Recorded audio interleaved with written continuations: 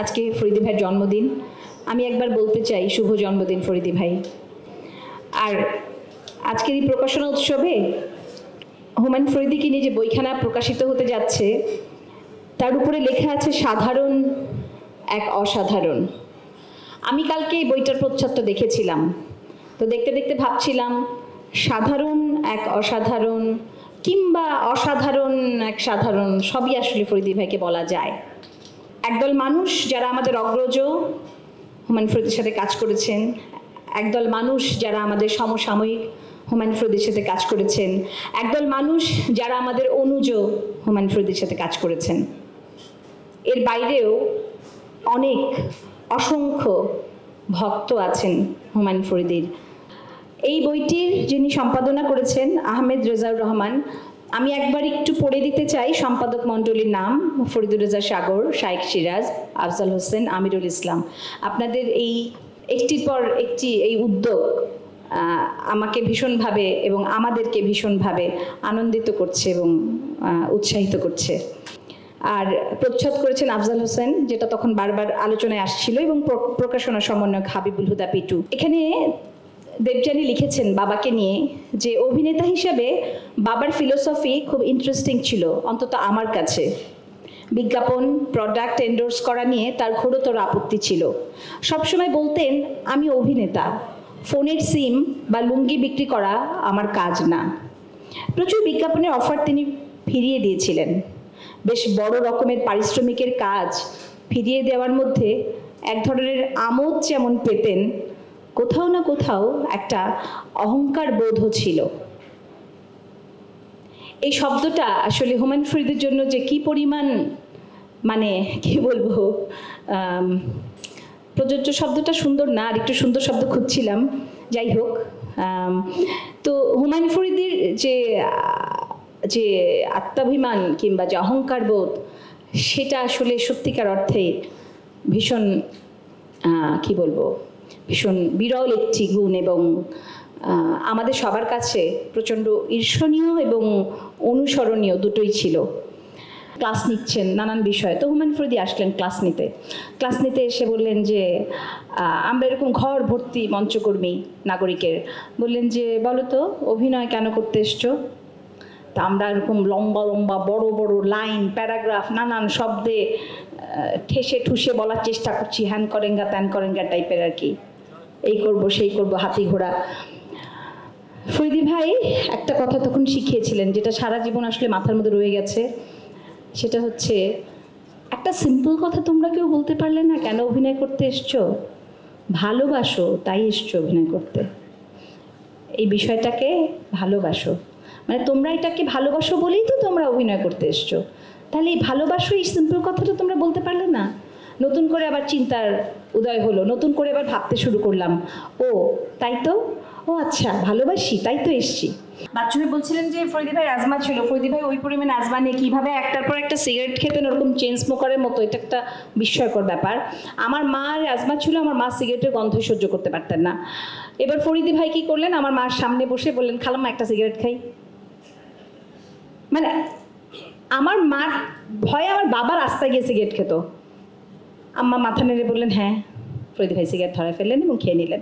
আম্মা কিছুই বললেন না। এতটাই মানে ভালোবাসা ছিল ফরিদি ভাইয়ের জন্য। আর ছেলে মানুষই, কাছের মানুষ করব তো সুবর্ণাপা কাজ করবেন, ফরিদি ভাই কাজ করবেন। এবার শিল্পী সম্মানে নিয়ে কথা হচ্ছে। এখন কথা হচ্ছে যে সুবর্ণা থেকে 1 টাকা হলেও তুই আমাকে বেশি দিবে, বাকিটা আমি জানি না, তুই ঠিক কর, 1 টাকা হলেও বেশি দিতে হবে। মানে এই হচ্ছে ফরিদি ভাইয়ের মজাটা। প্রত্যেকবার নাকি শিমুলাপা হাপুস নয়নে কাঁদতে থাকতেন। ঠিক হাপুস নয়নে বলে ভুল হবে, মানে মোট কথা হচ্ছে কি ভীষণ মানে কি বলবো, হাউমাউ করে কাঁদতে থাকতেন প্রত্যেকবার এই অভিনয়টার পরে। এই গল্পটা আমি অনেকবার শুনেছি সুবর্ণাপার কাছে। আর ধূর্তুই বার্তুরুইটা দেখার সৌভাগ্য আমাদের হয়েছিল। আমি প্রায় ভুলে যাচ্ছিলাম যে এখানে দাঁড়িয়ে আমাকে একটা দায়িত্ব পালন করতে হবে।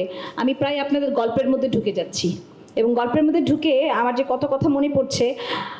এই 20 টাকার একটা চরিত্র হুমায়ুন ফরিদী ভাই করেছিলেন, মানে ফরিদী ভাই করেছিলেন যে একটা নাটক ছিল অধরা, আমার মনে পড়ছে না কার বানানো ছিল, কামালউদ্দিন নীলু এবং শম্পা রেজা ছিলেন, ওখানে ফরিদী ভাই একটা ছোট্ট রোল করেছেন, একদম ছোট্ট, মানে ওনাদের কাছ থেকে যে আমরা কত কিছু শিখেছি, মানে খুব অত বড় অভিনেতা হয়েছে খুব সামান্য একটা চরিত্র করা যায় যার হয়তো বা সমগ্র নাটক জুড়ে যার প্রেজেন্স হয়তো বা 3 মিনিট 4 মিনিট বা খুব বেশি হলে 5 মিনিট, এইসব উদাহরণ ফরিদী ভাই সৃষ্টি করে দিয়ে গেছেন। তো ওখানে ছিল ওরা মঞ্চ নাটকের কর্মী এবং রওশনার হোসেন এক ভাবি, প্রায় ফরিদী ভাইয়ের ক্যারেক্টার যেটা ছিল গিয়ে বলতেন 20টা টাকা দাও তো, 20টা টাকা দাও তো। তো এবার বোঝা গেল যে এই মজাগুলো। আর আপনি বলছিলেন না সময়ের কথা, যে ফরিদী ভাই কি অসময়ে এসেছিলেন? না, ফরিদী ভাই অসময়ে কি এসেছিলেন এক বিশাল আসলে আলাদা আলোচনার বস্তু। কারণ একবার মনে হয় যে আমরাও কিন্তু এই সংকটটা সবসময় ভেবেছি যে হুমায়ুন ফরিদী তো আসলে সেই অভিনেতা যিনি আসলে একজন ইউনিভার্সাল অ্যাক্টর এবং যিনি আসলে তাহলে পুরো পৃথিবীরই অভিনেতা হয়ে উঠতে পারতেন। কিন্তু আমাদের তো তখনকার সময় এখনকার মতো গ্লোবালাইজেশনের যে ব্যাপারটা বা এই যে প্রযুক্তির যে নতুন আঙ্গিক টেকনোলজিক্যাল শিফট, এই যে এখানে আমরা যে ওটিটির জন্য কাজ করছি বা আমরা বাউন্ডারি ব্রেক করে অন্য দেশের সাথে কাজ করতে পারছি, এই ব্যাপারগুলো তো তখন ঠিক ঘটেনি। হ্যাঁ, সেখানে হয়তো বা সময় মানে এক অর্থে অসময়, আবার সময় এই অর্থে এই যে বারবার সিরাজ তালুকদারের কথা উঠে আসে বা এই যে কেরামত মঙ্গলের কথা উঠে আসে কিংবা এরকম অজস্র চরিত্রের কথা, তাহলে সেই হুমায়ুন ফরিদীকেও তো আমরা হয়তো বা পেতাম না। তো গল্প তো আমারও অনেক করতে ইচ্ছা করছে। আমার খুব ইচ্ছা ছিল যে আমি এই প্রকাশনাতে আমার একটা লেখা ফরিদী ভাইকে নিয়ে দেবো, কিন্তু আমার কিছু ব্যক্তিগত সংকটের জন্য সেটা আর হয়ে ওঠেনি। কিন্তু ফরিদী ভাইয়ের সাথে আমার 20 বছরের এত গল্প আছে, সেই 90 সালের পর থেকে নিয়ে 2012 পর্যন্ত। তো মনে হয় যে আমি নিজেই বোধহয় কোনো এক সময় একটা আস্ত বই লিখে ফেলতে পারবো। মা, তখনও মুখবন্ধটা তুমি লিখে দিও। আমাদের সেট পড়েছিল মহেরা রাজবাড়িতে, এবং ফরিদী ভাই একটা ব্যাপার ছিল, তার অ্যাজমা থাকার কারণে যে জায়গাটাতে ড্যাম বা যে জায়গাটাতে ডাস্ট, এগুলো একটু ফরিদী ভাইকে অ্যাভয়েড করতে হতো। তো মহেরা রাজবাড়িতে গিয়ে ফরিদী ভাইয়ের পক্ষে তখন কাজ করা সম্ভব না। আমি যে সময়টার কথা বলছি সেটা আসলে 2012 সালের একেবারে শুরুর দিক, তার কিছুদিন পরেই ফরিদী ভাই চলে যান। ফরিদী ভাই আমায় ফোন করলেন, ফোন করে বললেন তো শুটিংটা যেন কোথায়? আমি বললাম মহেরাতে। বললো দাঁড়া আমি আসছি। ফরিদী ভাই জ্বরে কাঁপতে ভীষণ অসুস্থ, কাঁপতে সেই মহেরাতে গেলেন। আমি বললাম আপনি কেন এসছেন? আমাকে আপনি ফোনে বলে দিলেই তো হতো যে আমার শরীর খারাপ, আমি আজকে কাজ করবো না। তুই যদি আমি বিশ্বাস না করিস, তোর যদি মনে হয় যে আমার সত্যি জ্বর আসেনি, আমি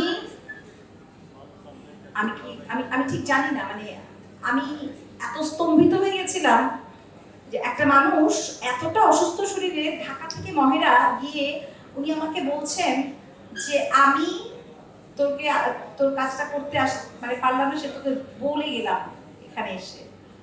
যাই হোক, মামুন রশিদ ভাই চলে গেছেন, না হলে মামুন ভাইকে এই সুযোগে আরেকবার ধন্যবাদ জানিয়ে দিতাম। ফরিদী ভাই চলে যাবার পর ফরিদী ভাইয়ের ওই চরিত্রটা মামুন ভাই অভিনয় করেছিলেন।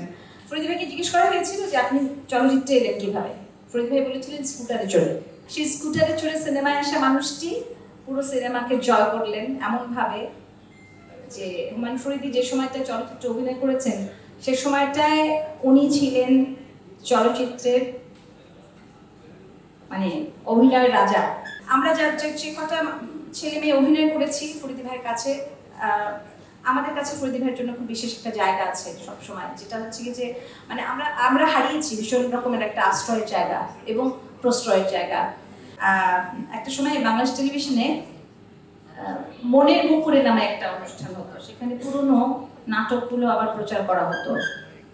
তো 84 সালে ঠিক এরকমই একটা ঘটনা ঘটেছিল, এবং ওখানে যে খুব পুরনো নাটক যে খুব হতো তা না, এই সপ্তাহে একটা সপ্তাহে তখন বাংলাদেশ টেলিভিশনে 2টো চ্যানেল ছিল, একটা দ্বিতীয় চ্যানেল তৈরি হয়েছিল। তো হুমায়ুন ফরিদী তো আসলে কি সিনেমার তুখোড় ভিলেন, কিংবা সেই রমজান বা সিরাজ তালুকদার, হুমায়ুন ফরিদী যে কি অসাধারণ রোমান্টিক নায়কের অভিনয় করতেন সেটা তো তাকে ওই কাজগুলো না দেখলে বোঝা যাবে না।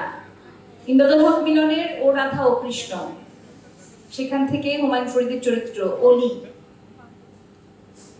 মোটরসাইকেল দাবড়ে বেড়ায় একটা ছেলে, ঠিক সেরকম দুর্বিনীত। নায়িকা ছিলেন সুবর্ণাপা, নায়িকার নামটা পরে বলি। তো এই অলি নায়িকাকে বলে we must love one another or die. সেই সময়কার মোটামুটি ইউনিভার্সিটি কলেজের ছেলেমেয়েরা সবাই একেবারে কি বলবো, মানে ভয়ঙ্করভাবে সেই নাটকের এবং নাটকের চরিত্রের অভিনয় সবকিছুর প্রেমে পড়লো একসাথে। তো অলি প্রেমে পড়লো। যাই হোক, তো ঠিক 84 সালে আমি ফার্স্ট ইয়ারে পড়ি। সোহরাওয়ার্দী উদ্যানের সামনে ঘাসের জমিটার উপরে মাঝে মেয়ে ফরিদ ভাই গিয়ে শুয়ে থাকতেন, এবং ফরিদ ভাই পার্কে গিয়ে খুব চিত হয়ে শুয়ে থাকতেন ঘাসের উপরে। তো সেই প্রথম আমার হুমায়ুন ফরিদীকে দেখা চাক্ষুষ। হুমায়ুন ফরিদীকে দেখে তো আমরা মোটামুটি উত্তেজিত করছে। তো অনেক কষ্টে অটোগ্রাফের খাতা নিয়ে গিয়ে বললাম যে আজকাল তো সবাই সেলফি তোলে, অটোগ্রাফের তো মজাই আলাদা। গিয়ে বললাম যে একটা অটোগ্রাফ দেবেন। তো ফরিদ ভাই শুয়ে খাতা, নাম কি? এখন আমার নাম, আমি বললাম মিমি। ফরিদ ভাই এমন করে তাকালেন, আসলে ও রাধা ও কৃষ্ণের অলি যাকে বলতো we must love one another or die, ওই নায়িকার নাম হচ্ছে মিমি। এবং ওটা এক সপ্তাহ আগে প্রচারিত হয়েছে, এবং পুরো শহর তখন সেই মিমি এবং অলির প্রেমের জ্বরে ভুগছে। সেই সময় আমি ফরিদ ভাইকে বলেছি আমার নাম মিমি। ফরিদ ভাই এমন করে তাকিয়েছিলেন, আমার মনে হলো কি ধরনী দ্বিধা হও, আমার মনে হচ্ছে ভদ্রলোক বিশ্বাস করেন নাই যে আমার নাম মিমি, উনি ভেবেছেন আমি বানিয়ে বলেছি। তারপরে ফরিদ ভাইকে অনেক পরে বলেছিলাম, ফরিদ ভাই জানেন এরকম একটা ঘটনা আপনার সাথে আমার ঘটেছিল যখন আমরা একসাথে অভিনয় করতে গিয়েছি।